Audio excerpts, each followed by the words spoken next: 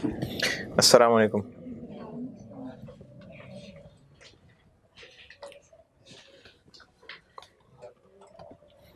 बड़े दिन बाद आया यार ये पापड़ वाला। नहीं कल नहीं आवाज आई थी, परसों। अच्छा जी, क्वेश्चन नंबर कौन सा? 5। क्वेश्चन 5 पढ़ लें जी, मैं करता हूँ बोर्ड पे।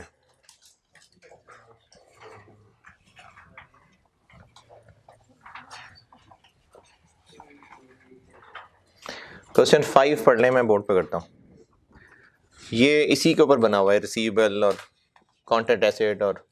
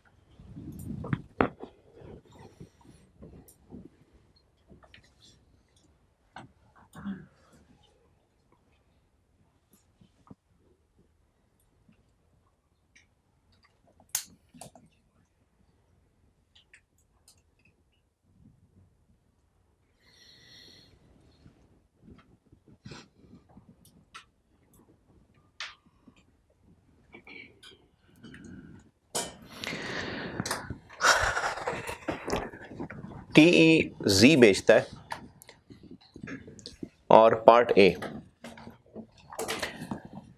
अल्फा कंपनी को बेचा है, अल्फा कस्टमर को 250 पर यूनिट का, और साथ ये कहा है कि अगर साल में 50,000 6 महीने में 5,000 से ज़्यादा यूनिट्स खरीदे तो हम प्राइस कम करके 215 कर देंगे। पार्ट ए दूसरा bullet point, T is unconditional right to receive. इसका मतलब है पैसे लेने का हक, ऑफिशियली पैसे लेने का हक। इन अदर वर्ड्स ये भी कह सकते हैं कि अब इनवॉइस रेज कर दी तो पैसे लेने का हक बन गया। पैसे लेने का हक बनेगा जब पहली दफा अल्फा ऑर्डर देगा तो ऑर्डर डिलीवर होने के 7 दिन बाद, डिलीवर होने के 7 दिन बाद, और बाद में जब भी कभी ऑर्डर देगा तो ऑर्डर प्लेस करते ही पहले ऑर्डर के लिए क्वालिटी कंट्रोल कंप्लीट होने पे, और क्वालिटी कंट्रोल कंप्लीट होगा गुड्स डिलीवर होने के 1 हफ्ते बाद, और आइंदा कभी जब भी वो ऑर्डर करेगा तो ऑर्डर करते ही हक बन जाएगा। और सवाल है तो 15 नंबर का, और साथ उसने ये भी सख्ती कर दी कि वो एंट्रीज जिन पे आपने डेट नहीं डाली उनके नंबर नहीं मिलेंगे। हैं? हाँ, नहीं कह रहा नहीं मिलेंगे तो नहीं मिलेंगे। तो अगली दफ़ा से एक दफ़ा बंदा पेपर ध्यान से दे लेगा, कोई बात नहीं, अगली टाइम में सही। 1 अगस्त 2018 पे कॉन्ट्रैक्ट साइन हुआ और उसके बाद फिर ये 2 ट्रांजेक्शन हुई हैं। एक 10 अगस्त को हमने चीज़ें और 25 दिसंबर को चीज़ें ऑर्डर रिसीव किए। ऑर्डर डेट मतलब कस्टमर ने ऑर्डर दिए, यूनिट्स हमने पहुंचा दिए, डिलीवर कर दिए डिलीवरी डेट, और फिर पैसे मिल गए पेमेंट डेट। पहली वाली सेल की बात करते हैं। पहली वाली सेल की ना टाइमलाइन देखते हैं। जो पहले वाले कितने यूनिट्स हैं? 3000। इनका ऑर्डर कब आया है? 10 को। ये रफ वर्किंग कर रहा हूं समझाने के लिए। डिलीवर कब हुआ है? 28 अगस्त को। और पैसे कब मिले हैं? 12 नवंबर को। 12 सितंबर को। पैसे लेने का हक कब मिल रहा है हमारा? डिलीवर करने के 7 दिन बाद, यानी 5 सितंबर को। ये हमारा राइट बन गया। और सेल्स कब बननी है?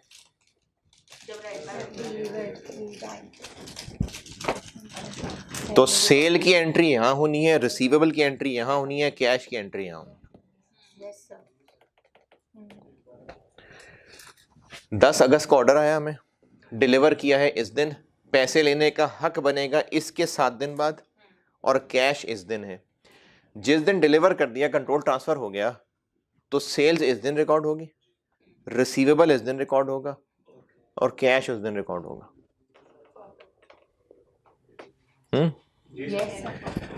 ओके। क्वेश्चन नंबर 5 का पार्ट ए कर रहा हूं। तो इनमें से सबसे पहले क्या हो रहा है? ये डिलीवरी 28, तो 28/8 को हम रेवेन्यू बना लेंगे।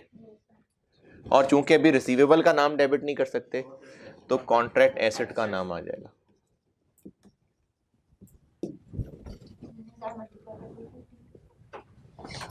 तीन 3000 यूनिट्स हैं, और अभी तक हमें उम्मीद यही है कि वो 5000 के अंदर ही रहेगा, तो पूरा 250।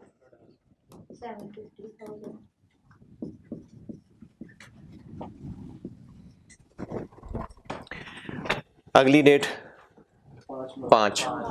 5 को हमारा हक बन जाएगा पैसे लेने का, तो रिसीवेबल डेबिट, और कॉन्ट्रैक्ट एसेट की अब जरूरत नहीं रही, उसको खत्म करते हैं।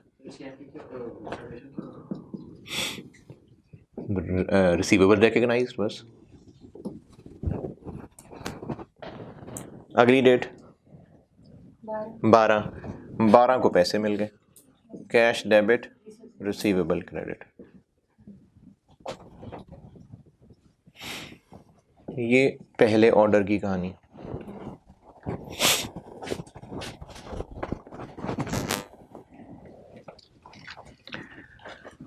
और ये टाइमलाइन सॉल्यूशन में भी बनाई जा सकती है, कोई हर्ज नहीं है। आप इसको चाहे रफ में बनाने, चाहे जैसे मर्जी लिख लें। इस पे एक दफा ना डेट सामने हो तो फिर एंट्री करने में हेल्प होगी।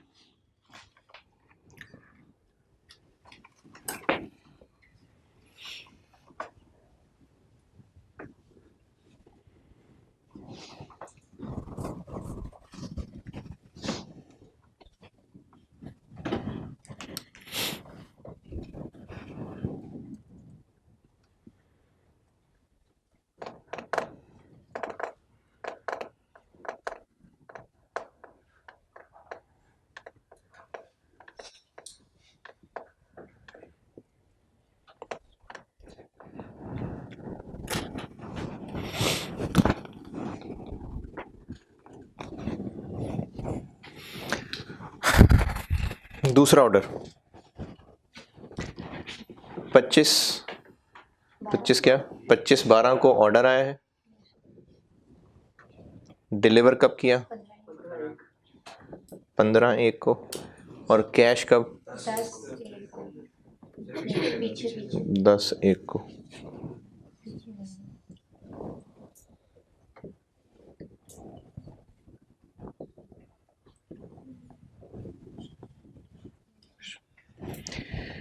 सेल्स कब?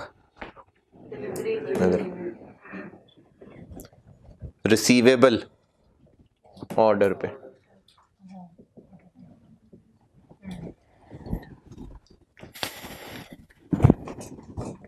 सब्सीक्वेंट ऑर्डर्स के लिए उसने कहा था कि अब ऑर्डर प्लेस करते ही हक बन जाएगा, तो रिसीवेबल इस दिन, सेल्स इस दिन, तो कॉन्ट्रैक्ट एसेट की जरूरत ही नहीं पड़ेगी, लाइबिलिटी आ जाएगी क्योंकि पैसे पहले आ रहे हैं। पैसे क्या, रिसीवेबल पहले बन रहा है तो लाइबिलिटी आ जाएगी, क्योंकि सेल्स बाद में है, रिसीवेबल पहले है तो फिर लाइबिलिटी बन जाएगी। तो 25/12 को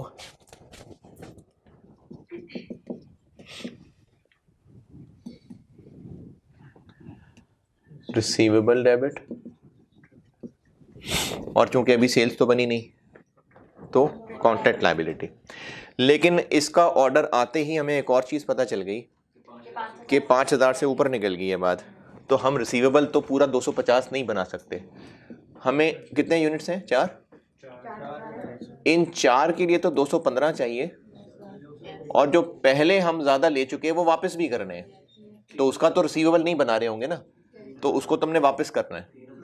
3,000 इंटू 35, 755,000।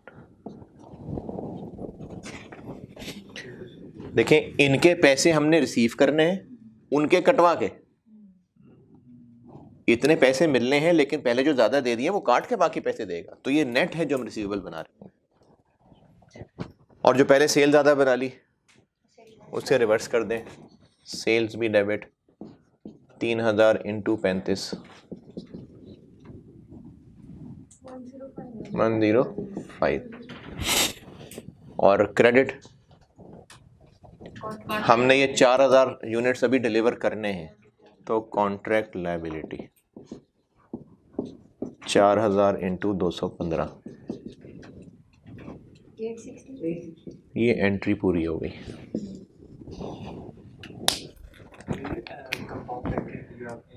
अलग भी कर सकते हैं।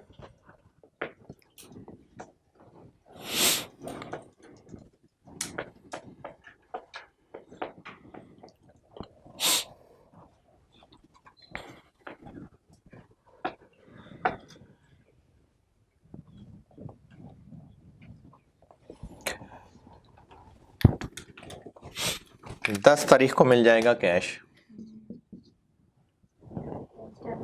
कैश डेबिट रिसीवेबल क्रेडिट, कितना, 755।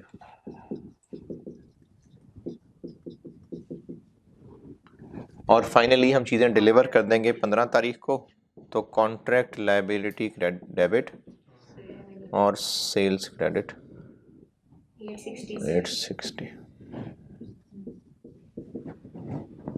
ये कस्टमर एल्फा है।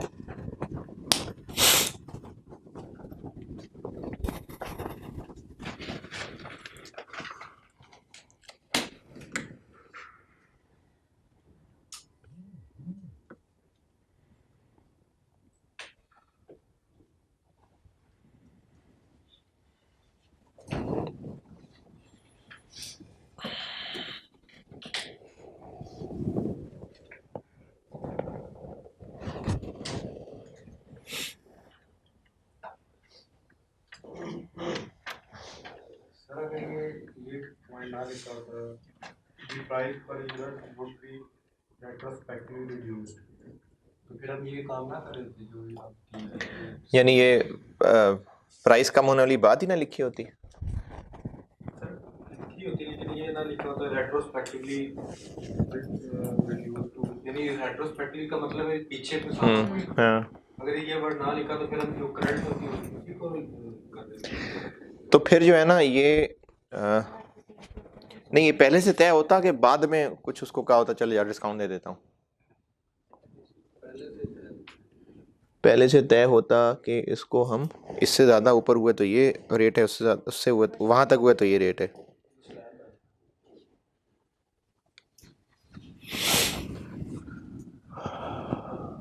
तो बस फिर ये बाकी वालों पे लगाते, बस फिर वो माइनस वाला काम ना करते। लेकिन फिर वो 4,000 ना होते ना, फिर वो ये होता कि 2,225 वाले और जो ऊपर वाले 2,000 में 215 वाले, फिर ऐसे होता। हाँ, अलग अलग करते नहीं, पहले 5,000 तक 225 ही का रेट है, उससे ऊपर वालों पे 215 है, फिर हमने 3,000 पहले लिए, 2,000 रुपये अलग होता है। हाँ, तो अब जो 4 दिन उसमें 2,000 पे 225 लगता और 2,000 पे 215 लगता, ये रिवर्सल कुछ ना हो रहा होता।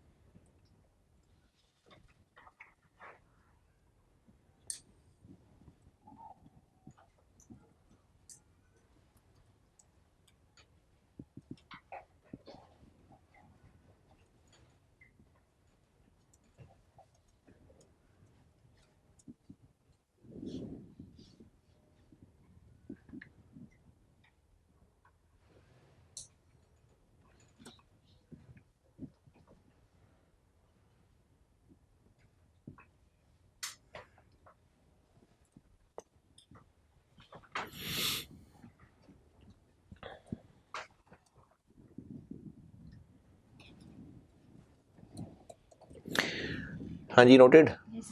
कस्टमर बी के साथ ये भी इस तरह डिस्काउंट वाली बात ये, लेकिन इसमें राइट हमारा पैसे लेने का बन जाएगा जैसे ही चीज़ें डिलीवर होंगी, और इसमें हमें शुरू में अंदाज़ा है कि वो 15,000 से ऊपर ही जाएगा, यानी हम पहले ही दिन से सेल्स 215 पे रिकॉर्ड करेंगे।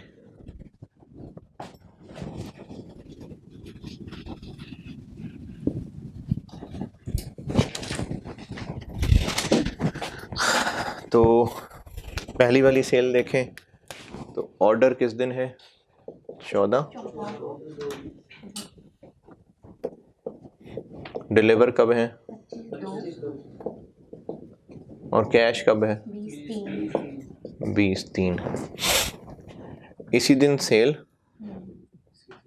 और इसी दिन रिसीवेबल, तो कॉन्ट्रैक्ट एसेट की जरूरत नहीं पड़ेगी। और दूसरे वाले ऑर्डर के साथ भी यही होगा। तो 25 तारीख को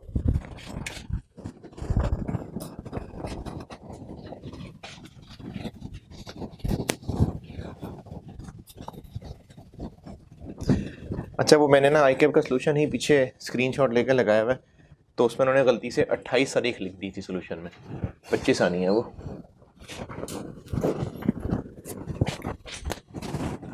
पार्ट बी 25 तारीख को रिसीवेबल ही डेबिट।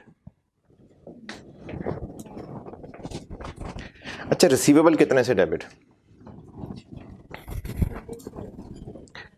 250 से कि 215 से? 250 से, क्योंकि अभी तो वो ऑफिशियली 10,000 खरीद रहा है ना, वो तो कल को जब 15 से ऊपर निकलेगा तो प्राइस कम करेंगे, अभी तो ऑफिशियली उसने 10 खरीदे हैं, तो इसलिए रिसीवेबल तो हम पूरे 250 वाली लेंगे, क्योंकि ऑफिशियली तो 250 लेने हैं। 25 लाख। लेकिन सेल्स हम 215 पे बनाएंगे, क्योंकि ये हमें अंदाजा है कि अल्टीमेटली 215 ही होने। 21 50,000, और बाकी कल को वापस करने पड़ेंगे, तो वो कॉन्ट्रैक्ट लायबिलिटी।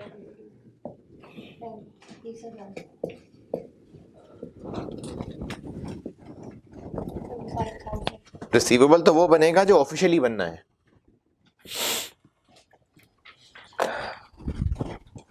और 20 तारीख को पैसे मिल जाएंगे, 20 मार्च को cash debit, receivable credit 25 lakh.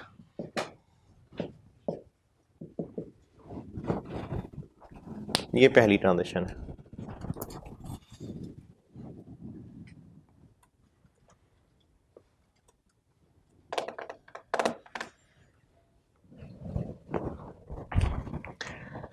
दूसरा ऑर्डर कब डिलीवर होना है? 15/7 को। कैश कब मिलना है? 18/7 को। तो 15/7 को वो पहले वाली एंट्री हो जाएगी। 15/7 को अब हम जो चीज़ें इसको दे रहे हैं उसका अब हम रिसीवेबल बना रहे हैं।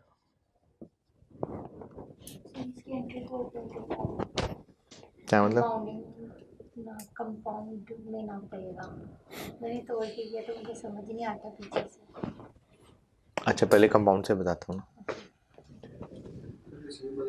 रिसीवेबल हम बना रहे हैं, अब उसको कितने यूनिट्स बेच रहे हैं? 8।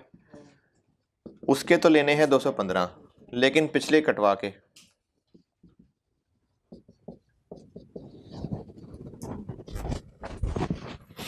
पहले वाले ज़्यादा पैसे आ गए ना, तो वो कटवा के बाकी पैसे लेने हैं हमने। कितने? 13/70। और चूंकि चीज़ें डिलीवर कर दी तो वो जो कॉन्ट्रैक्ट लायबिलिटी बनाई थी वो ख़त्म हो गई।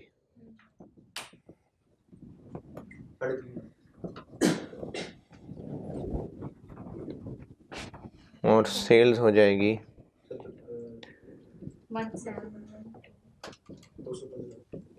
17 कितनी? 17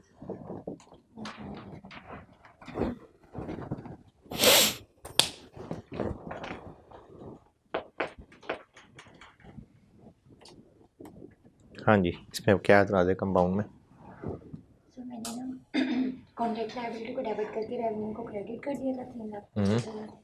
फिर बाद में रिसीवेबल डेबिट करके सेल्स कर दी। कितने से? 1720। ठीक, यानी आपने सेल्स इस तरह ब्रैकेट में कैलकुलेट नहीं की।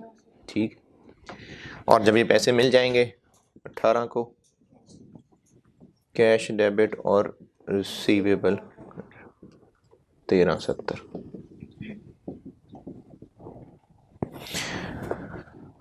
ये रहे जी 15 नंबर। यानी कि वो सिर्फ सेलर के साथ डील कर रहे हैं। सर जो बायर है फॉर एग्जांपल वो कंपनी की है, वो भी स्टैंडर्ड लगा रही है। IFRS 15 वो क्यों लगा रही हो? ओवरऑल स्टैंडर्ड लगा रही है। हाँ, तो सर वो भी तो कोई काउंटिंग कर रही है, तो वो अपना पे को 13/70 बनाएगी। नहीं तो हमने दोनों को टैली तो नहीं करना होता। सर जब उसका पे को 13/70 बनाएगा तो हमें कैश भी तो क्या हुआ? तो क्या हुआ? हम कैश के साथ 13/70 डेबिट करते हैं। लीजेस पढ़ा है हमने, उसमें लेसर कोई रिसीवेबल बनाता नहीं है, लेस ही लीज लायबिलिटी बनाया जाता है ऑपरेटिंग लीज में। तो फिर उनको आपस में थोड़ी टैली करना होता है। दोनों ने एक दूसरे का पेबल रिसीवेबल देख के तो नहीं एक दूसरे से मैच करना कि मैंने कितने पैसे देने। ऑपरेटिंग लीज में लेसर लीज रिसीवेबल तो नहीं बनाता, लेकिन लेस ही लीज लायबिलिटी बना रहा होता है। तो इसलिए दोनों अपने अपनी अकाउंटिंग कर रहे होंगे। हाँ जी, क्वेश्चन 5 डन। Question 5 done.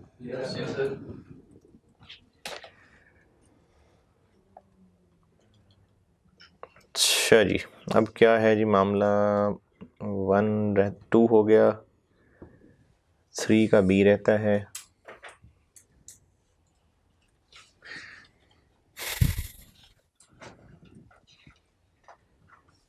चलें क्वेश्चन 1 पे आते हैं। क्वेश्चन 1,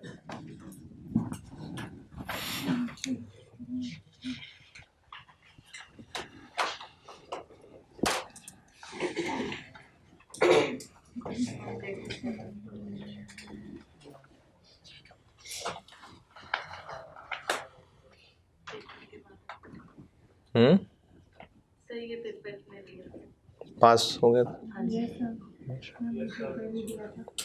जी सर, पास 7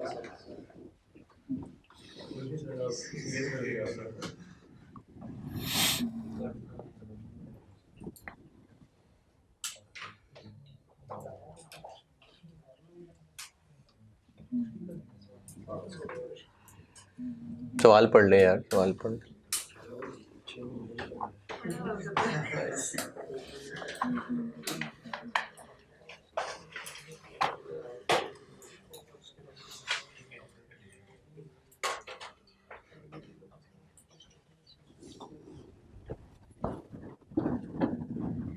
चलें फिर आप लोग करें, अभी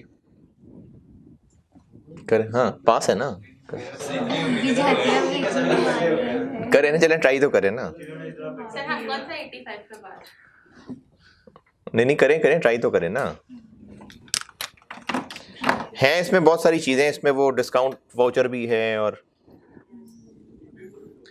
सर मुश्किल सवाल है कहते हैं सर। हाँ बहुत मुश्किल था।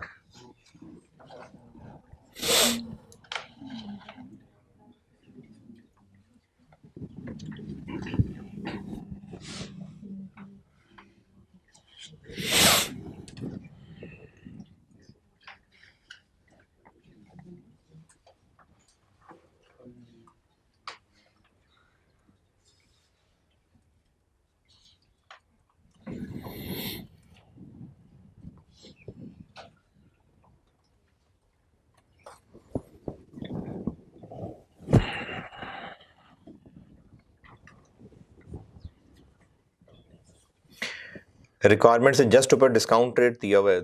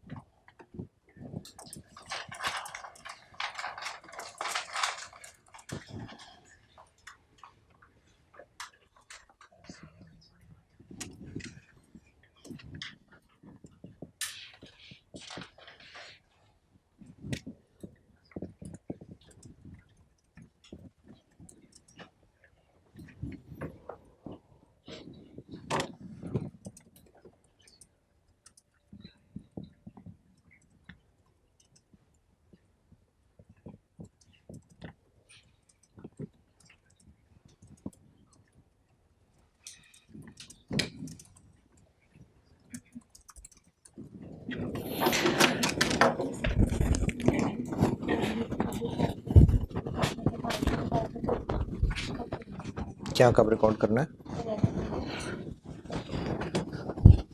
चलें बताता हूँ। अरे और भी बहुत सारा पढ़ना है।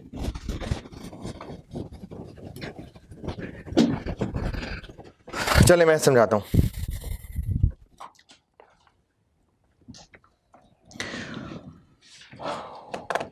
पॉइंट वन में टोटल कैश कितना देना है कस्टमर ने? 1 मिलियन फॉरेन और 4 मिलियन 2 साल बाद। तो टोटल कैश की पीवी हो जाएगी 4.919। तो इतनी ट्रांजैक्शन प्राइस बनती। अकाउंटेंट ने ये किया कि जितना इस वक्त एसेट बेच के जो उसकी कॉस्ट थी बस उसी को सेल माना, और उसने कहा बाकी पैसे जब बाद में मिलेंगे तो देखेंगे। अभी जितने नहीं मिले उसको रिसीवेबल बना लिया होगा।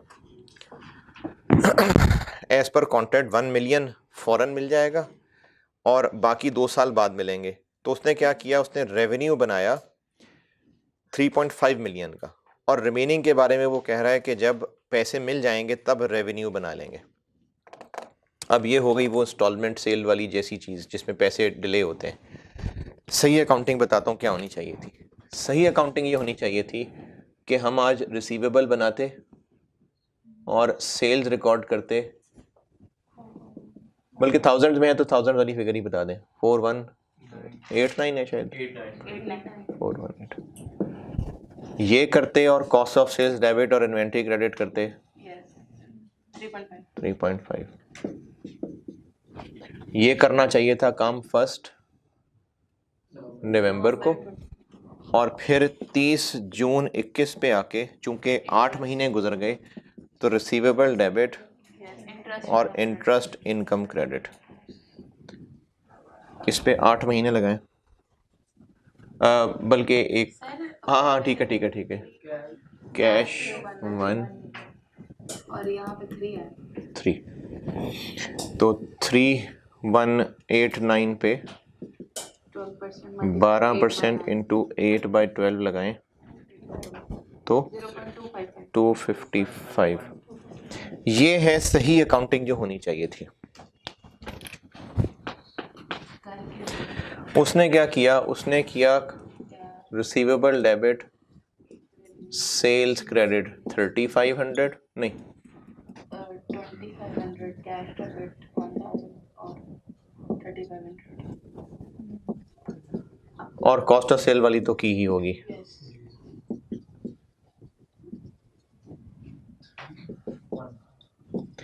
ये उसने किया हुआ है और ये सब होना चाहिए था। इसमें जितना कम रिकॉर्ड किया है 689 revenue debit sales credit, receivable debit sales credit, और ये एंट्री नहीं की, ये अब कर लें। ये पॉइंट नंबर 1 है।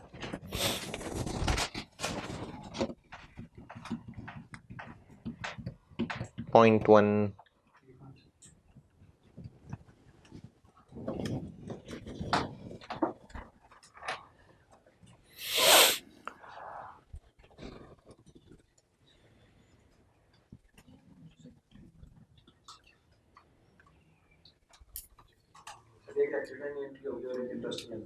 जी, एक पहली रेक्टिफाइंग हो जाएगी और जो आखिरी नहीं की वो अब हो जाएगी।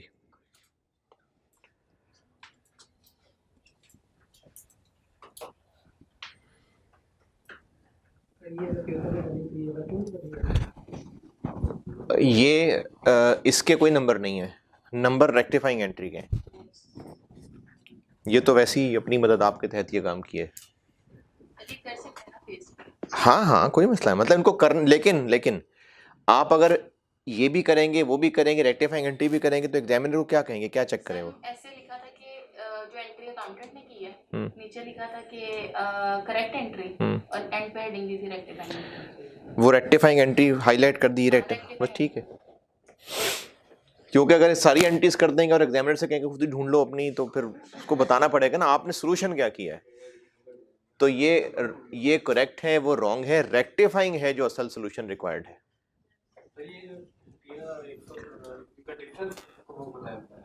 क्या देखें, ये होना चाहिए था, वो हुआ है। अब असल सोल्यूशन क्या है कि अब क्या करें।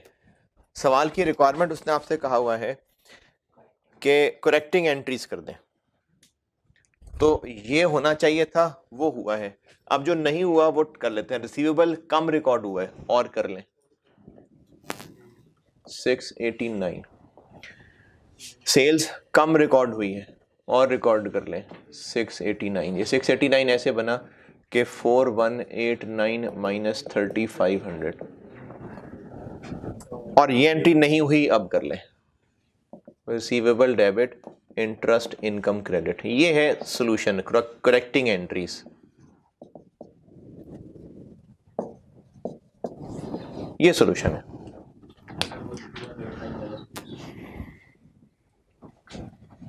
किधर? हाँ वो तो अमाउंट वही है, असल में डिफरेंस उसी चीज का ही है ना। 3189 माइनस 25।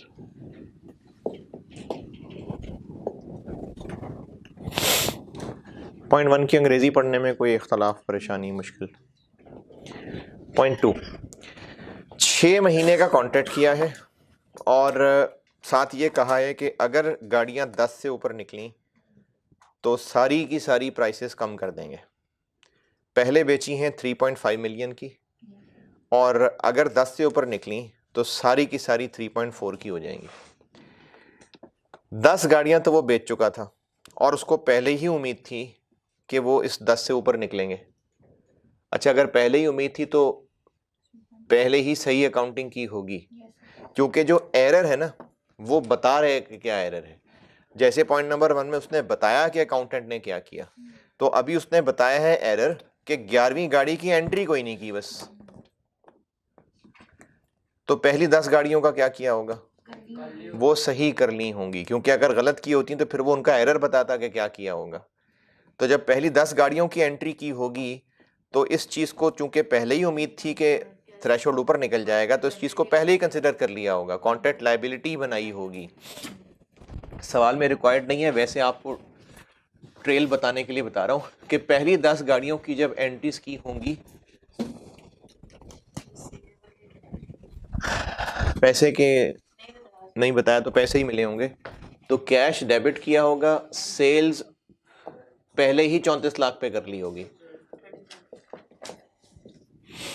कैश जबकि ऑफिशियली 35 लिया होगा, और साथ एक कॉन्ट्रैक्ट लायबिलिटी बनाई होगी। ये पहले किया होगा। अब क्या हुआ कि अब 11वीं गाड़ी सेल हुई है और उसकी एंट्री कोई नहीं की, तो अब कर लें। तो अब जब हम वो 11वीं गाड़ी बेच रहे हैं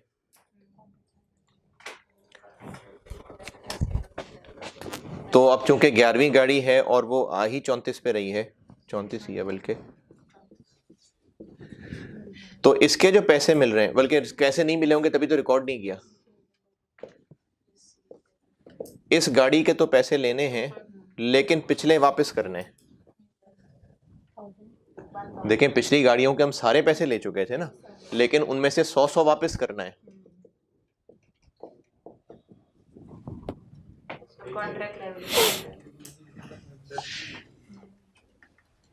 देखें, यस सर। और जो सेल्स बना ली थी, बल्कि सेल्स नहीं बनाई थी ना, और जो हमने पहले ही लायबिलिटी बना के रखी हुई थी वो अब हम रिवर्स कर देंगे। अभी पहले पिछले सवाल में भी यही एंट्रीज कर रहा था। ये मैंने वैसे ही आपको पास्ट दिखाया कि ये हुआ था। सॉल्यूशन ये है,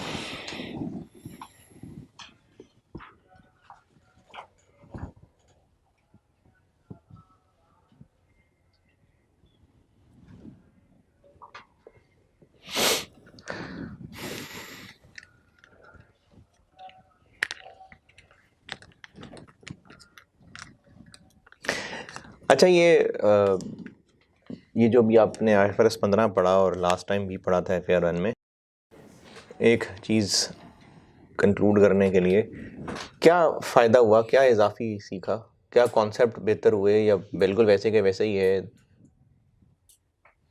नहीं और डाउन हो गया?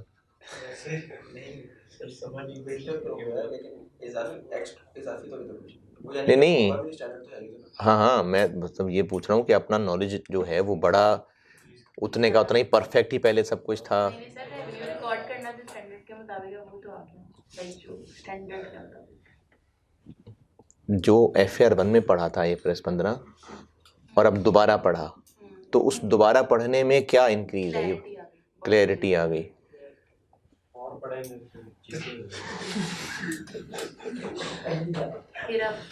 तो इसका कंक्लूजन बस सिर्फ ये, और जो ऑनलाइन भी सुन रहे होंगे, एट टाइम्स बच्चे को पेपर रह गया होता है ना, तो पूछते हैं जी कि पहले तैयारी पूरी है तो हम क्लासें लें ना लें। तो आपसे पूछने का और आपको रियलाइज़ कराने का मकसद ये था कि न्यूमेरिकल सब्जेक्ट बेशक आपको पहले आता भी हो, लेकिन दोबारा पढ़ने से बेहतरी होती है। तो इसलिए अगर पैसों का मसला ना हो तो ज़रूर पढ़ा करें। ये उन लोगों के लिए बात हो रही है जिनका कोई पेपर रह जाए या आइंदा कभी हो या पहले कभी हुआ था।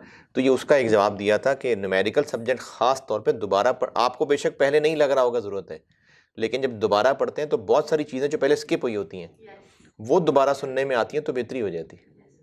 जी फॉर एग्जांपल मतलब मार्च में दिया है तो उसी सितंबर में भी रखने के एक अटेम्प्ट छोड़ के रखने का रख सकते हैं तो नहीं, मतलब सितंबर में फेल होना है। नहीं ना, यानी तो सितंबर में कोई और पेपर दे दिया उसमें हाँ? और अगली मार्च में फिर दोबारा उसको पढ़े होंगे, तो उसमें मेरा माइंडसेट हो गया है कि पहले पढ़ा होगा ना फ्रेश तो होगा ये भी आता ये भी आता ये भी आता, सारा कुछ लगाई टपाई देंगे। नहीं तो पहले कैफ में पढ़ा किसने होगा?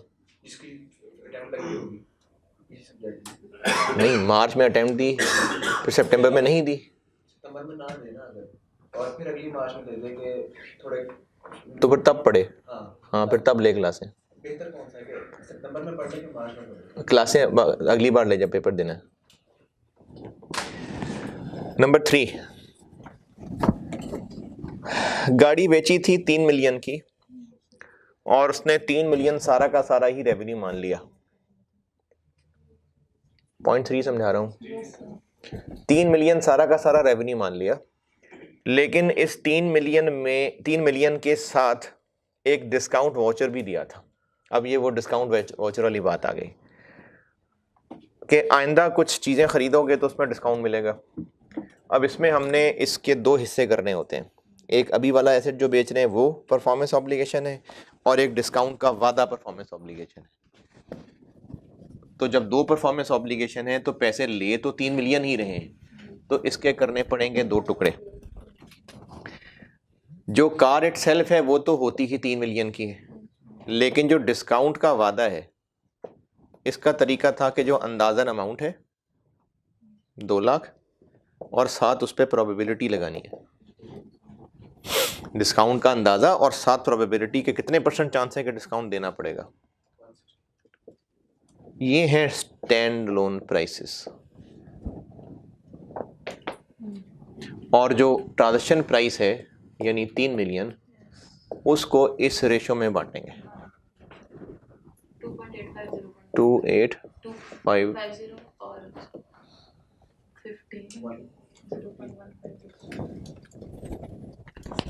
और 152 चलें ठीक है।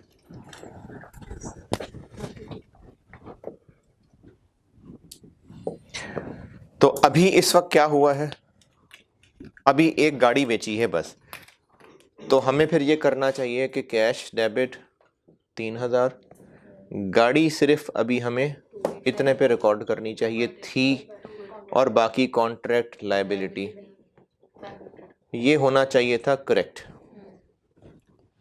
जबकि उसने रॉन्ग ये किया कि उसने सारा का सारा 3000 सेल्स मान लिया। तो रेक्टिफाइंग कर देंगे कि सेल्स में से 152 डेबिट करके कॉन्ट्रैक्ट लायबिलिटी बना लें।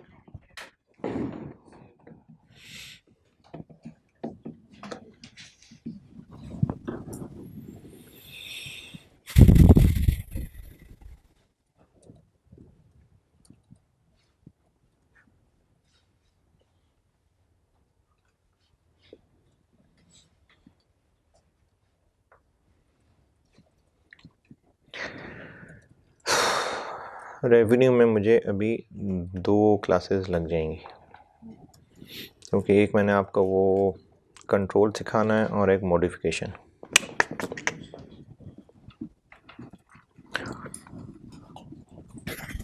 Point number 4। जी जी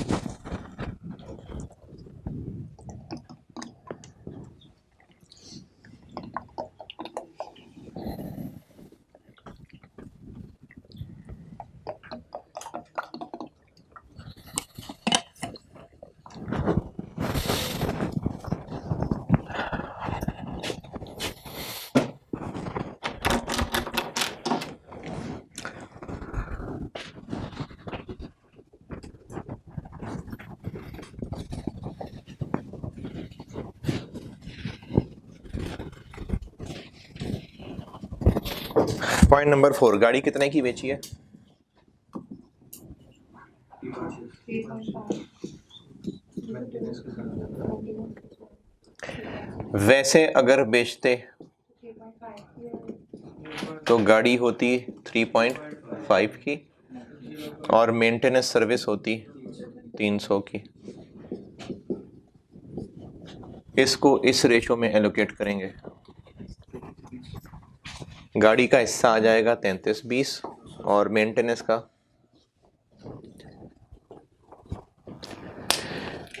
करेक्ट ये होना चाहिए था कि कैश डेबिट 36, गाड़ी फिलहाल 33-20 और कॉन्ट्रैक्ट लायबिलिटी 280 और साल के एंड पे आके जितने महीने की मेंटेनेंस दे दी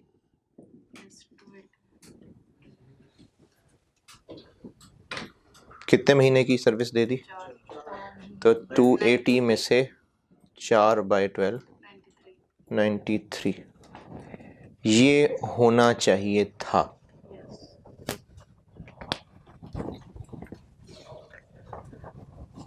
जबकि रॉन्ग ये हुआ कि उसने सारा का सारा पैसा सेल्स मान लिया। 1.2 उसने ये किया कि 1.2 को सेल मान लिया।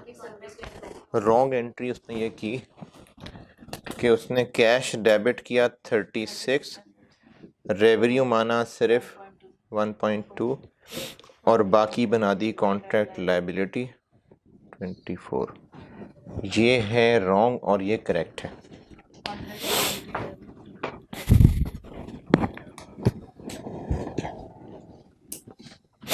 तो सेल्स और सर्विस रेवेन्यू बेशक इकट्ठा कर लें, ये प्लस ये कितना बना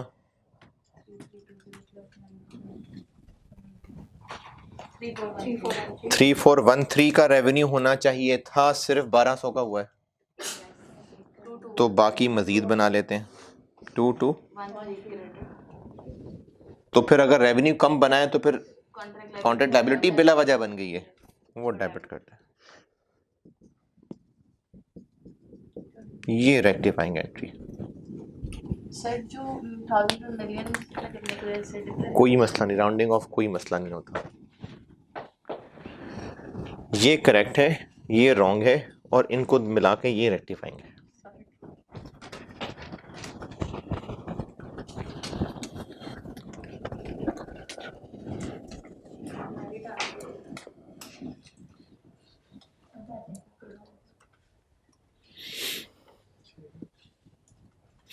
गोल्ड मेडल एफ में गोल्ड मेडल होता है। गोल्ड मेडल कैसे FAR2 में और अब ऑडिट में भी शुरू हो गया हुआ है शायद।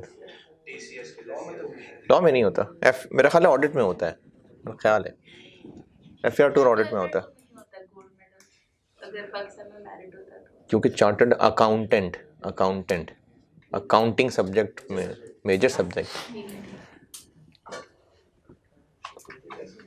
है जी। लेकिन ऑडिट मेडल्स देखने नहीं, ऑडिट में भी होता है गोल्ड मेडल, KF में ऑडिट और FAR2 दोनों में गोल्ड मेडल होता है, बाकी में सर्टिफिकेट होता है। क्राइटेरिया मुझे याद नहीं है उसका, सर्टिफिकेट ऑफ मेरिट तो जस्ट टॉपर होता है और गोल्ड मेडल एक सर्टेन नंबर से ज़्यादा हो अगर टॉपर के, तो मतलब लेट से अगर 90% सर्टिफिकेट मेरिट में 75% से ऊपर होने से नहीं टॉपर के तो उतने तो ही जाएंगे, लेकिन I think overall cap performance वो अलहदा होता है, वो भी होता है सब सब्जेक्ट्स का टॉपर, यानी ग्रैंड टोटल नहीं ग्रैंड टोटल।